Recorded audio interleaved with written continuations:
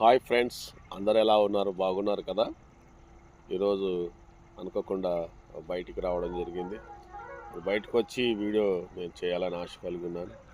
ఏంటి అసలు సంగతి అంటే, పాత సంవత్సరం గడిచిపోయింది, కొత్త సంవత్సరం వచ్చేసింది. అప్పుడే 16 రోజులు కూడా ముగిసిపోయాయి. ప్రతిదీ కూడా కొత్తగానే కనబడుతూ ఉంటుంది. కానీ మన జీవితంలో మనం ఏదైతే చేయాలనుకున్నామో అవన్నీ చేయలేక ఆగిపోయి ఉండొచ్చు. మరి 2026లో దేవుడు మనకిచ్చిన ఈ అవకాశాన్ని ఉపయోగించుకొని, మరి దేవుని మీద ఆధారపడి మనమందరము ఒక తలంపు, ఒక ఖచ్చితమైన నిర్ణయం తీసుకొని, మనం ఏదైనా పనులు చేయాలనుకున్నయి ఆగిపోయినయి అన్నీ కూడా ఈ 2026లో ముందుకు కొనసాగించడానికి మనం సిద్ధపడదాం.